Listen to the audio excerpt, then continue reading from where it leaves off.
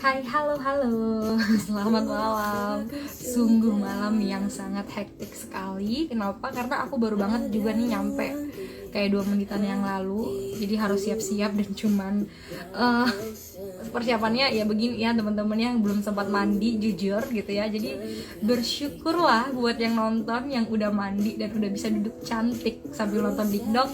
Hai Kak Rohani, Dokter Lotar, ini ada Kak Artika, hai. Dan teman-teman, tahu nggak kalau malam ini itu udah TikTok episode 59 dan kita masih dalam program Instagram Live Marathon nih. Jadi sejauh ini kita masih punya sisa 80 episode lagi. Wow, doain ya semoga ntar 80-nya nih bener-bener lancar car gitu. Oke, tanpa menunggu basa-basi dan menunggu yang lain-lain, teman-teman boleh undang ya, boleh banget diajak teman-teman yang lain buat nonton TikTok di Instagram Live Marathon malam hari ini. Kalau gitu, wah ini dari Kak Rohani. Iya Kak, tetap cantik ya, mudah-mudahan tetap cantik, amin. Oke, kalau gitu siapa sih pembicara kita malam hari ini guys? Ya, pembicara kita hari ini adalah Dokter Nita Herni Christina. Nah, dokter ini tinggal di mana sih? Prakteknya di mana sih? Karena seluruh pembicara di Dikdok itu nggak cuma di Jakarta ya, jadi dari manapun bisa gitu jadi pembicara di Dikdok. Kita kan tahu jawabannya, aku undang dulu deh dokter Nitanya. Bentar ya.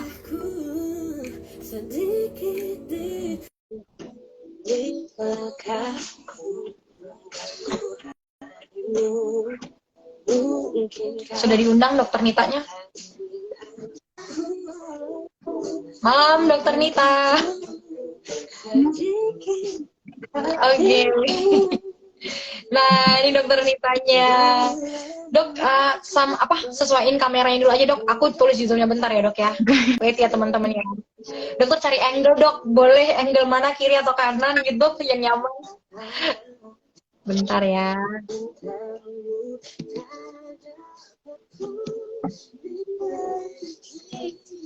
Wow, ini udah rame nih yang join nih.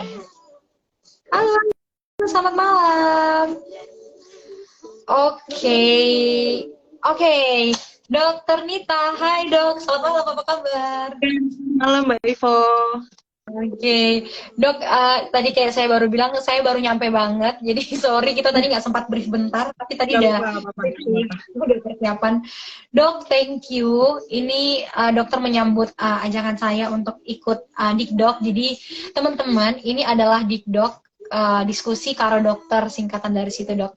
Intinya Dikdok ini adalah mau ngajak nih teman-teman buat lebih aware sama kesehatan tapi melalui Instagram Live. Nah, dan malam hari ini temanya seru, dokternya juga seru nih, Dokter Nita Herni Christina. Sebelum kita ngobrol, Dokter Nita, kita kenalan dulu nih sama Dokter Nita. Saya juga belum kenal-kenal banget loh guys sama Dokter Nita, by the way. Saya juga lupa nih Dokter Nita ini dari mana ya? Dari Medan Pak? Saya lupa ya, di Palembang apa Medan? Kita kenalan dulu deh, monggo dok. Aku Dokter Nita. Sebenarnya sih saya tinggalnya di Jakarta sih Mbak, cuman kecilnya memang di Medan. Ya, gitu. Prakteknya sih di Cibitung ya, jauh ya. Cibitung ya teman-teman. Saya baru dok di Jakarta, belum terlalu hafal jalan Jakarta. Oh, gitu. Cibitung tuh arah ke Bandung gitu Mbak, sebelum Bandung. Oh, ya Bandung, sudah pernah ke Bandung sih, cuman naik kereta mungkin lewatin kali ya kalau naik kereta. Iya pasti. Aku prakteknya di klinik perusahaan sih. Wow, seru dong. Seru sih ya. Seru. Oke, ternyata, nah kalau saya tadi nggak ngajak Dokter Nita, saya nggak tahu nih, Dokter Nita ternyata tinggalnya nggak jauh dari saya di Cibitung. Dokter Nita, panggilnya Dokter Nita ya, bener ya? Iya, boleh. Oke, Dokter Nita, thank you dok sekali lagi, dan ini adalah episode 59 Dokter Nita. Tadi kita sempat kayak diskusi topik apa ya gitu ya. Tadinya bukan ini sih topiknya. Cuman tadi tuh kayak terbatas untuk perempuan gitu ya Mbak jadinya. Iya ya, takutnya ntar yang cowok malah nggak nonton ya dok ya. Iya, bingung, pasti bingung nih, dunia lain buat dia tuh ya. Oke, jadilah topiknya masih muda, udah asam urat gitu ya. Saya nggak asam urat ya guys, jadi saya enak tuh ngomongnya. Nah ini yang Coba ada asam dulu urat, kali ya Mbak. Jangan baper. Dan kita langsung ngobrolin aja nih. Asam urat. Kita udah asam urat itu bukan kata yang jarang kita dengar ya, udah sering lah, nggak apa ya, bukan yang jarang lagi, betul. Asam urat itu sebenarnya kondisi tubuh yang seperti apa sih dok? Mungkin untuk ngingetin teman-teman sekarang.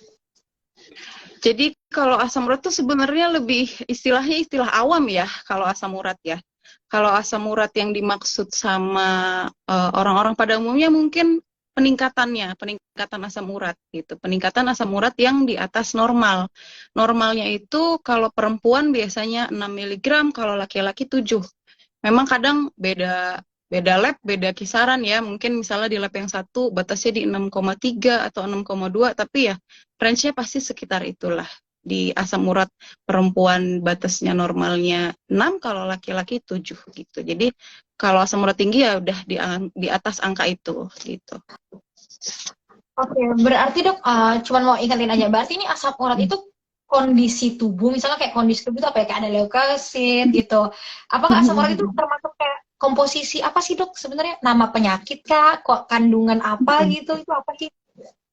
Makanya tadi yang kayak aku bilang itu kalau asam urat itu sebenarnya istilah awam. Kalau istilah medisnya itu namanya hiperurisemia kalau asam urat tinggi. Gitu. Oke. Jadi asam urat itu sebenarnya dia asalnya itu dari purin. Purin itu paling banyak sih dari makanan ya. Makanan yang kita konsumsi, makanan-makanan dengan konsumsi dengan zat purin yang tinggi, nantinya zat purin ini akan dipecah menjadi asam urat di tubuh gitu. Nanti asam urat ini dibawa oleh darah, masuk ke ginjal, setelah itu dari ginjal dibuang asam urat ini ke urin gitu. Jadi kenapa bisa tinggi antara kita konsumsi purin itu terlalu banyak atau pembuangan urinnya itu yang terlalu sedikit gitu. Oke. Wah ini kita gara-gara ngobrolin asam urat nih banyak nih dok yang baper nih lah, awak asam urat dok, ini para penderita asam urat kesini nih. Oke. Oke dok, tadi udah dokter Nita jelasin perbedaannya cowok sama cewek gitu, ada angkanya. Berarti gejalanya apa dok? Kan kalau orang bilang tuh kalau kamu kayak gini tuh asam urat kali, kayak sering kesemutan asam urat kali, atau misalnya agak gini dikit asam urat kali. Sebenarnya gejala pastinya gimana? Kalau itu dia tadi kalau saya bilang istilah awam, karena kalau asam urat tinggi itu banyak kan sebenarnya nggak bergejala gitu. Tapi ketika dia sudah menyebabkan gejala, jadi radang sendi ya, biasanya sendi-sendi kaki, jari-jari kaki atau jari-jari tangan, itu yang sebenarnya sering dibilang orang asam urat. Padahal sebenarnya namanya bukan asam urat, namanya gout. Gout. Jadi nonton nih nanti udah tahu ya istilahnya, udah tahu istilah kerennya. Jangan bilang asam urat lagi, bilangnya gout gitu. Ya. Masalahnya asam urat ya dok, maksudnya walaupun keren namanya, aku gout nih, cuman ya agak better lah ya daripada urat. Biar agak bagus gitu, sakit gout gitu. Oke, menarik. Nah, menariknya lagi nih teman-teman, kita udah nggak menutup kemungkinan lagi, ternyata dulu itu kalau zaman dulu asam urat itu untuk yang udah dewasa, udah ya 40 ke atas lah kayaknya dok. Sekarang tuh kayaknya 20-30 tuh sudah banyak yang kena asam urat. Sebenarnya kenapa sih dok penyebab orang tuh sekarang kok makin cepet bisa kena asam urat tuh? Kalau secara umum dulu ya kita bahas, kalau penyebab asam urat itu bisa juga genetik gitu. Genetik artinya di riwayat keluarganya itu ada yang asam urat. Tapi bukan berarti misalnya orang tua kita asam urat, kita berarti asam urat, enggak juga. Cuma kita punya potensi resiko yang lebih tinggi untuk menderita si gout tadi itu gitu. Terus penyebabnya itu ada juga gangguan metabolik ya, penyakit-penyakit kayak diabetes, darah tinggi, obesitas juga termasuk. Penyebab lainnya juga kayak makan makanan konsumsi purin tinggi yang tadi saya sebutin. Biasanya itu yang paling tinggi ya jeroan, terus seafood gitu. Itu makanan-makanan favorit dewasa muda sekarang ya. Kacang-kacangan itu juga tinggi asam uratnya, kayak misal terus daging-daging merah. Jadi juga termasuk makanan-makanan yang tinggi fruktosa. Biasanya makanan-makanan tinggi fruktosa itu yang paling sering kita temuin, yang paling gampang kita akses pakai aplikasi online. Junk food, ayam-ayam nggak bisa sebut merek ya, ayam-ayam goreng tepung, ya. Terus minuman-minuman juga tuh, minuman-minuman yang sering kita pesen lah, pasti sering kita pesen ya, minuman bersoda yang pakai sirup-sirup pemanis gitu. Terus juga jus-jus buah kemasan itu sebenarnya fruktosanya tinggi. Nah terus dikonsumsi dewasa muda muda sekarang itu kan maunya serba praktis ya. Iya. Kadang-kadang makanan-makanan kayak gitu ya cepet lah kita akses daripada kita masak sendiri atau bawa bekal, kadang males gitu kan. Jadi itu lebih gampang untuk didapat makanan-makanan kayak gitu gitu. Itu sih penyebabnya. Juga kalau di usia muda itu seringnya kan ada gaya hidup ya, sekarang namanya gaya hidup, Lifestyle. banyak yang suka nongkrong-nongkrong, alkohol gitu. Kadang misalnya enggak, aku nggak minum alkohol, cuman minum bir-bir doang. Nah justru bir itu kandungan purinnya sangat tinggi gitu.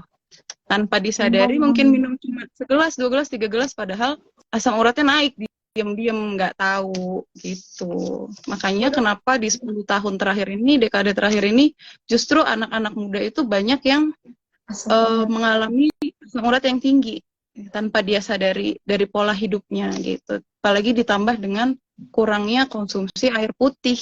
Ya kan yang tadi seperti aku tadi udah jelasin kalau kandungan purin asam urat yang tinggi itu juga faktornya kan dari pembuangan urin ya, karena asam urat itu nanti akan dibuang lewat urin. Nah, cuman itu dia waktu kita konsumsi air putih terlalu sedikit, akhirnya ya asam urat itu akan menumpuk gitu. Oke, oke. Gitu.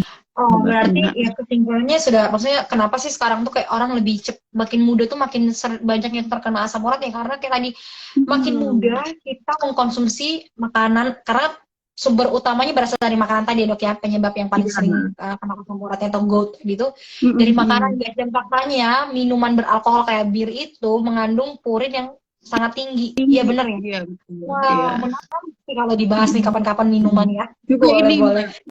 Mbak, kadang sekarang tuh lagi tren diet ya, diet Iya, yang tinggi protein, karbonya di-cut sedikit. gitu, Iya. sedikit mungkin. Padahal secara nggak langsung dia ngerasa mungkin, oh udah gak apa-apa lah kan nggak makan nasi, tapi makan ikan yang banyak, makan daging yang banyak gitu. Tapi sebenarnya kalau seandainya dilakukan pola diet itu sebenarnya bagus sih, pola diet seperti itu. Tapi harus ada takarannya. Kayak orang-orang yang konsul ke dokter gizi aja, pasti dokter gizi akan menyarankan tingkatkan konsumsi protein, kurangi karbo.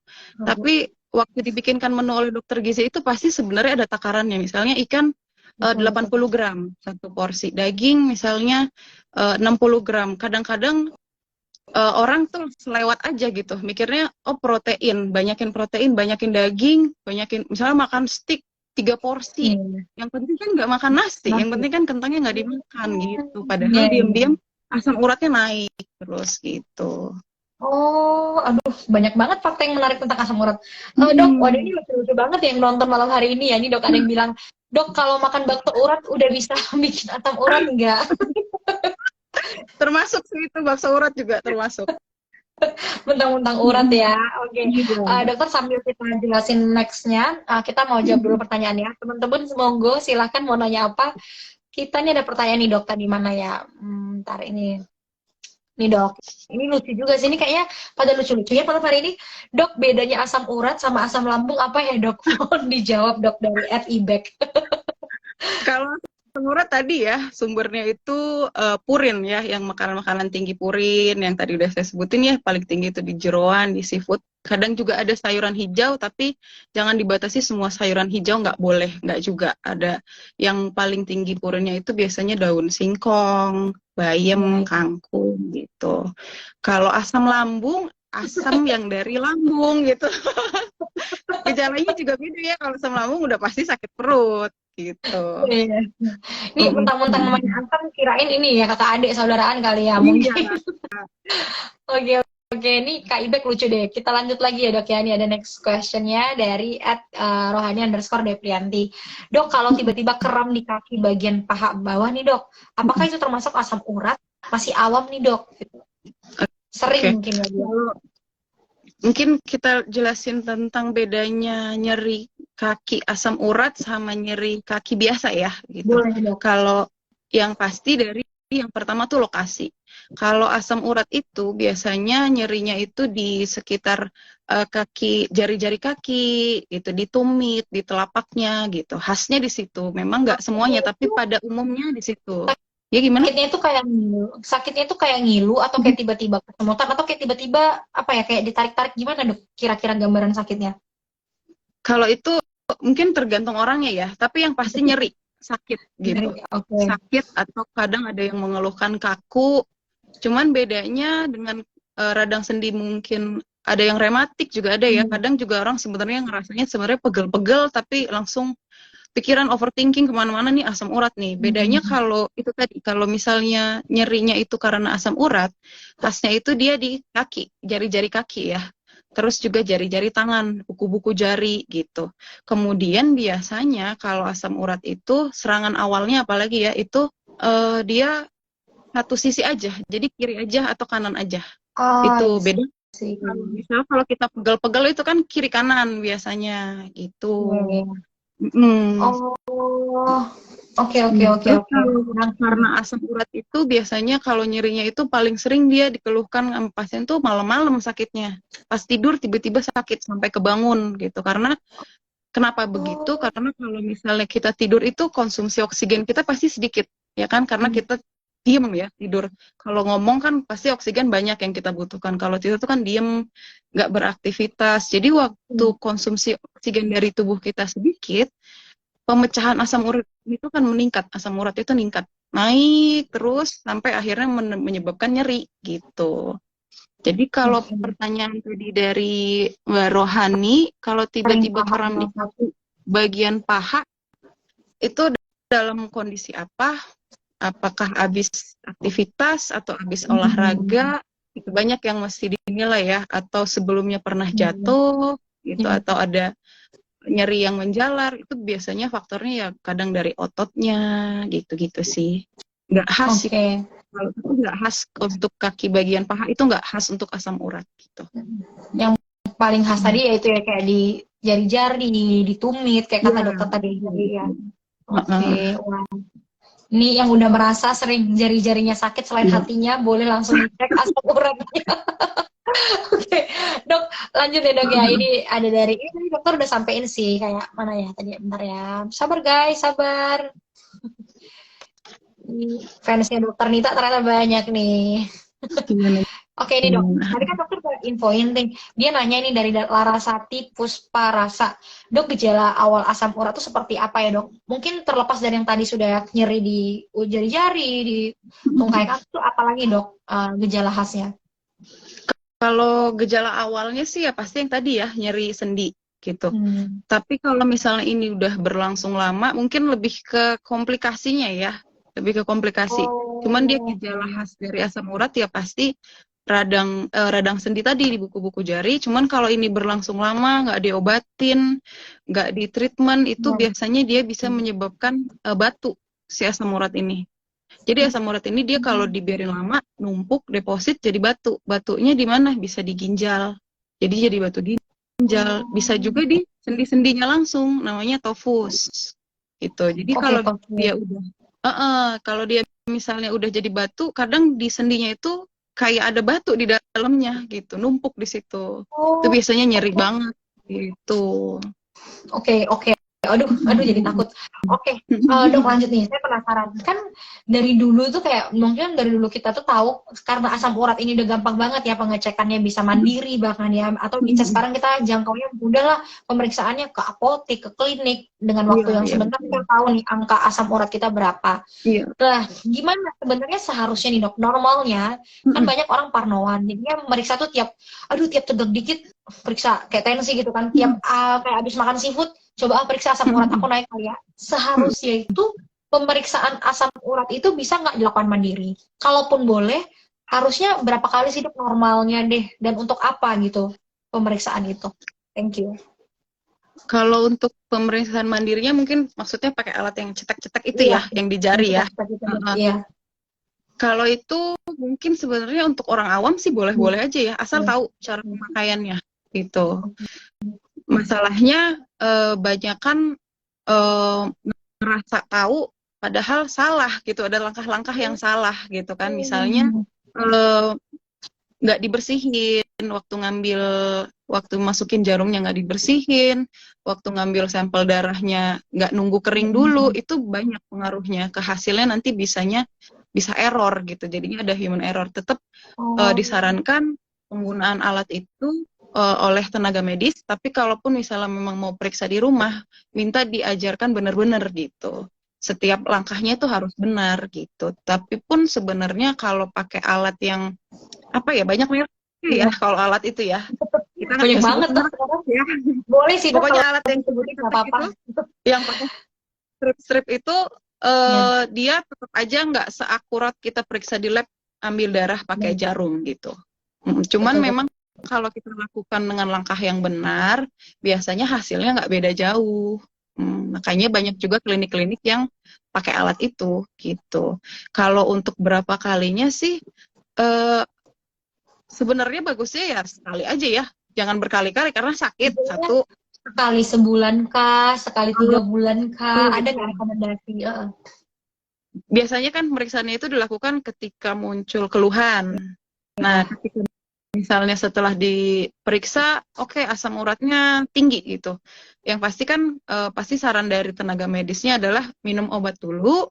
Nanti 1 bulan ya, biasanya follow up gitu. 1 bulan atau 2 bulan datang lagi kita cek lagi asam uratnya gitu. Ya. Mm-mm. Jadi nggak Oke. usah diperiksa tiap hari, hari ini periksa, besok periksa, 3 hari lagi. Pasti nilainya nggak akan jauh beda gitu. Tiap, Malah bikin sakit doang. tiap makan seafood periksa, tiap makan daging Iya. merah periksa. Mentang-mentang alatnya ready di rumah ya kan Dok? Maklum lah ya Dok. Oke, oke. Nah ini tadi tuh ada yang nanya sih sebelum ini kayak, Dok bener nggak ya kalau banyak makan sayur asam jadi asam urat? Ini banyak pelawak ya kayaknya penonton di malam hari ini Dok. Oke.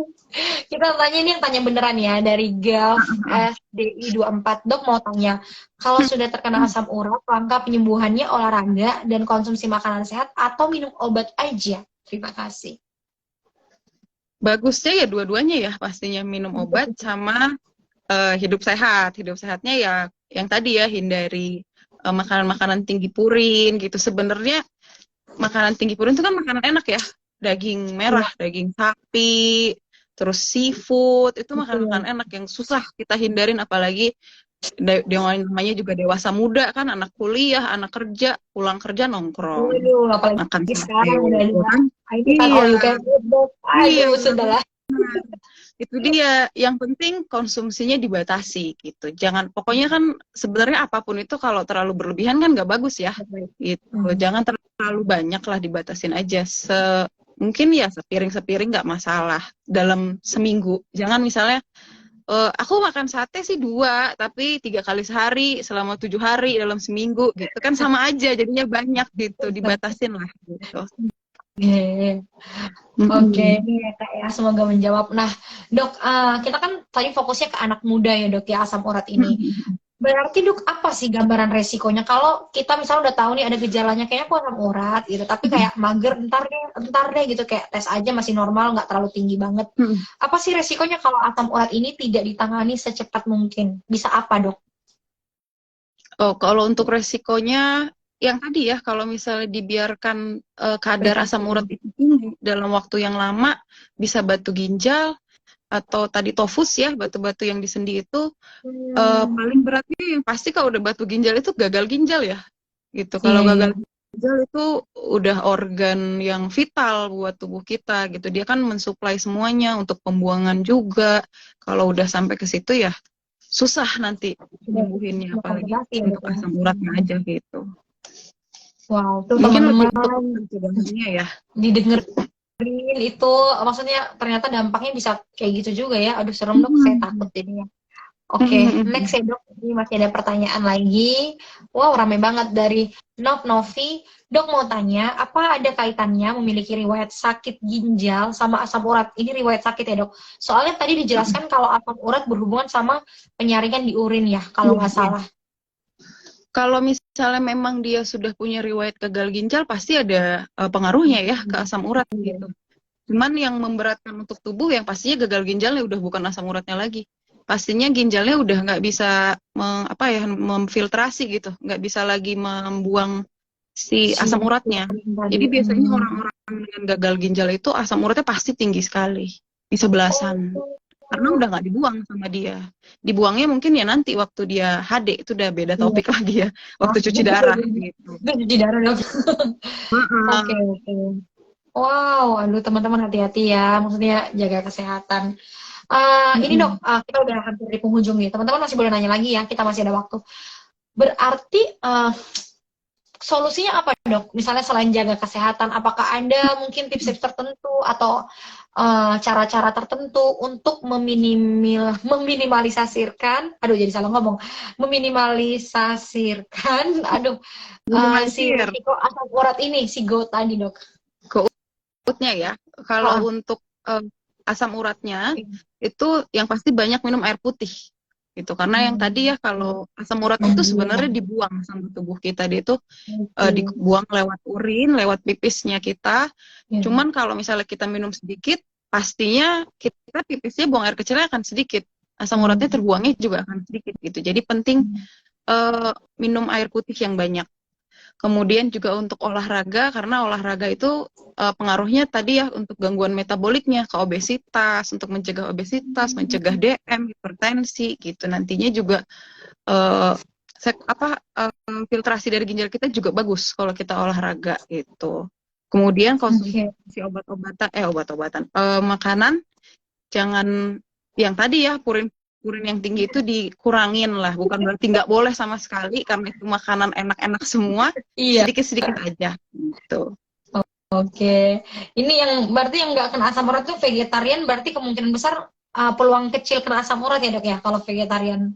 Nggak Iya nggak? juga, Nggak juga nggak ya? juga. Oh, kirain Kalau bakal kalau free gitu. sayur-sayuran juga tinggi sih dia. Iya iya benar-benar saya Rija. Hmm. Mungkin konsumsi tambahannya ya yang dapat menurunkan asam urat tuh kayak kentang, berry-berry, strawberry, Oh, blueberry, itu tuh bagus buat asam urat, sugar menurunkan guys. kadarnya gitu. Tuh didengerin tuh yang ada ujungnya berry-berry ya. Silahkan para Nah. asam urat fighter. Oke, dok ini ada pertanyaan lagi, kita jawab sekali lagi ya. Ini dari ada Allegra 69. Dok, apakah suntik vitamin C itu bisa ngefek ke gagal ginjal? Kan lagi musim nih, dari dulu orang suka suntik-suntik gini. Ngaruh nggak dok? Gini ya, kalau suntik vitamin C nggak usah suntik. Kalau kita konsumsi vitamin C itu mungkin bukan ke gagal ginjal langsung ya, membuat gangguan ginjal bisa. Makanya itu untuk suntik, untuk konsumsi vitamin C, apalagi semua umur ya, jangan karena kita udah misalnya dewasa muda, oh kalau anak-anak kasih vitamin C aja yang banyak, nggak apa-apa kan masih muda, nggak akan sakit gitu. Nggak juga. Semua itu ada dosisnya, ada takarannya gitu. Makanya mau suntik vitamin C, mau konsumsi vitamin C itu konsultasi dulu gitu. Seberapa Oh, banyak butuhnya, ya karena itu ada nilai-nilainya. Kalau misalnya orang-orang yang suka minum jus jeruk, suka makan buah, sebenarnya nggak perlu lagi tuh vitamin C, karena dikonsumsi pun nanti dibuang juga dari urin gitu. Jadi kayak nggak berguna lagi tambahan suplemen itu. Banyak yang penilaiannya tuh banyak dari aktivitas, dari pola makannya sering apa gitu bisa dinilai juga gitu. ya, setuju, setuju. Jadi tanya ahlinya dulu sesuai kita tuh butuhnya seberapa gitu Iya, untuk betul. konsumsi vitamin maupun suntik vitamin. Jadi jangan Ya. sembarangan deh guys ya. Hmm. Oke. Dok nggak kerasa terakhir deh dok dari dokter Nita nih kan tadi rame banget nih udah nanya-nanya dari yang cuma ngelawak-ngelawak doang ngomongin bakso urat gitu ya sayur asem gitu tapi kita dapat informasi baru kayak tadi si asam urat ini namanya gout gitu ya teman-teman udah boleh nih nanti bilang aku gout gitu loh agak Ya, keren gitu. asam urat yang menyebabkan radang sendi ya. Iya Kalau terakhir masih dok asam urat tinggi bukan gout, tapi namanya apa hiperurisemia, susah ya. hiperurisemia oke Heeh. hiperurisemia oke ingat. Kalau udah radang sendi baru gout gitu. Oke, itu dicatat teman-teman. Dok, untuk teman-teman nih yang nonton sekarang yang memang mungkin dia ada asam urat atau mungkin keluarganya, mama papanya, temennya atau bahkan pacarnya, eh mereka itu bisa melakukan pemeriksaan apa, Dok? Selain tadi cek asam urat, ada nggak kayak pemeriksaan darah, mungkin terapi untuk ngebantu mereka? Terus dokter mungkin bisa kasih motivasi ke teman-teman kayak sabar ya, walaupun asam urat tetap bisa makan enak, tapi dengan ABCD. Monggo, Iya, dokter. iya, iya. Kalau pemeriksaannya dia tadi ya, pemeriksaan darah yang di lab ya, yang pakai suntik yang diambil darahnya dari pembuluh darah itu, bisa juga ada pemeriksaan urin. Kalau udah berat, asam uratnya bisa diambil cairan sendinya. gitu, cairan dari sendi. Itu kalau berat. Tapi kalau cuman untuk kalau cuman untuk mau lihat-lihat doang, sebenarnya yang tadi ditusukin ke jari itu cukup, asal dilakukan oleh tenaga medis.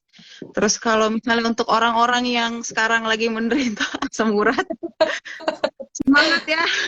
Semangat.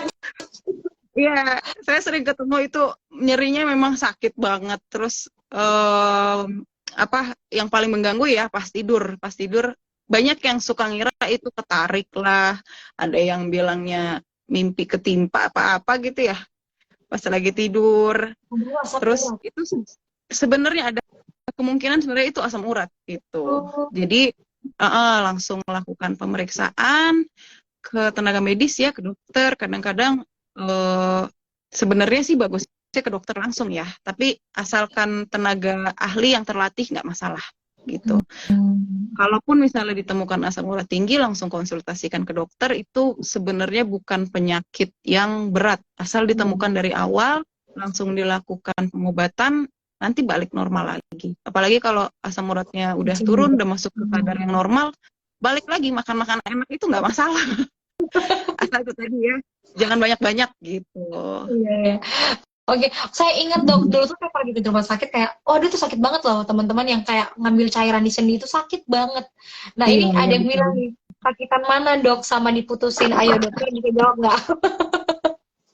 Sakit ininya sama diputusin ya tergantung ya siapa yang mutusin. Siapa yang betul dok setuju? Iya. Siapa yang mutusin benar-benar? Oke, nggak kerasa nih dokter Nita udah sharing-sharing dok. Kalau misalnya nanti teman-teman ini nonton lagi nih videonya, saya juga mau share-share. Kalau mau konsultasi ke dokter Nita, ya bisa ke Cibintung atau misalnya online offline-nya kemana aja sih dok? Boleh dokter infoin ke kita semua. Aku ada telemedicine ya di YesDoc. Nanti bisa lihat akses dari Instagram aja atau dari WhatsApp. Boleh DM Kalau nanti kalau offline, kalau konsultasi. offline boleh nyamperin ke perusahaannya nggak dok? Atau memang nggak boleh untuk orang perusahaan doang? Bisa sih kalau dokter perusahaan ya. Susah masuknya, mesti swab PCR Mbak kalau perusahaan saya tuh tempat saya kerja. Nah itu guys, berarti cuma bisa online doang ya. Itu dikepoin Iya, profilnya dokter Nita gitu ya. Ada betul. link untuk ketemu telemedicine atau konsultasi online.